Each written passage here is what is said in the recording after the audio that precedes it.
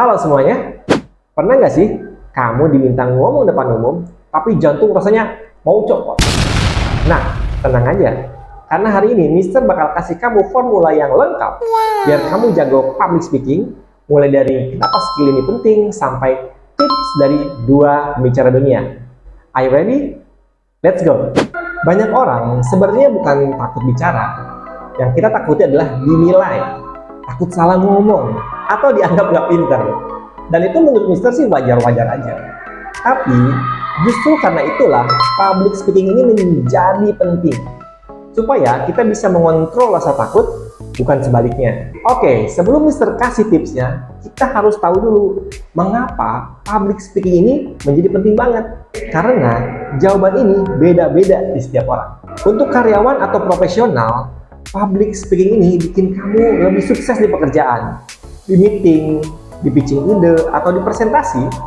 Orang yang bicaranya jelas biasanya lebih dipercaya. Dan tahu nggak, kepercayaan itu teman-teman mahal banget. Untuk kamu yang masih di bangku sekolah, ini bisa bikin kamu lebih dikenal di seluruh sekolah. Kamu bisa ikut lomba, bisa tampil confidence, dan bahkan jadi panutan bagi teman-teman kamu. Nah, kalau kamu punya bisnis, public speaking itu menjadi senjata pamungkas. Seperti presentasi di depan klien dan di depan investor itu sangat krusial.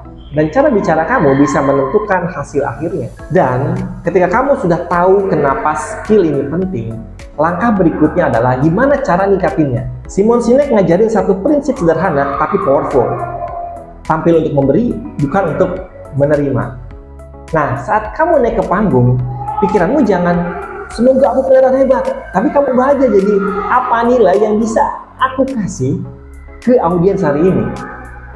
Karena begitu niat kita bergeser, energi kita pun akan berubah.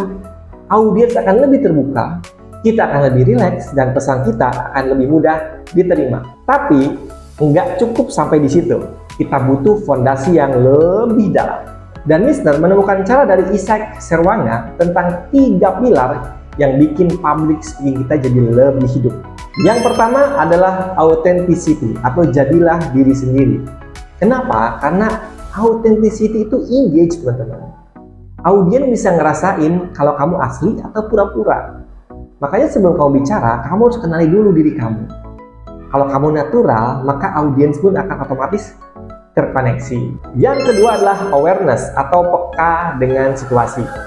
Kadang hal di panggung itu nggak sesuai dengan rencana, teman-teman. Bisa jadi slide yang nggak muncul, atau mic yang mati, atau audiensnya kurang antusias. Nah, di momen seperti ini, awareness lah yang menyelamatkan. Orang yang peka bisa improvise, bisa menyesuaikan energi, dan tetap menjaga flow-nya. Yang ketiga adalah audacity atau berani menyampaikan pesan. Public speaking butuh keberanian. Berani memberi opini, berani membuat poin yang bagus, dan tampil apa adanya meskipun kamu nggak sempurna. Jadi orang yang berani biasanya lebih didengar. Dan ada satu aturan emas yang harus kamu pegang. Ingat baik-baik ya teman-teman.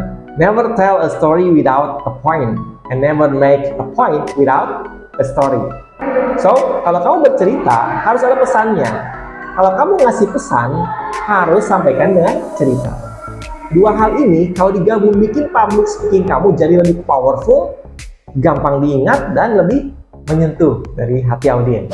Dan akhirnya kita bisa menyimpulkan public speaking itu bukan bakat. Ini skill yang bisa kamu latih. Mulai dari kenali diri kamu, sadar situasi, sampai berani menyampaikan pesan. Coba deh kamu rekam 1 menit hari ini, kamu ulangi besok, dan naikkan levelmu di hari berikutnya. Sampai akhirnya kamu sadar, kok aku bisa ya?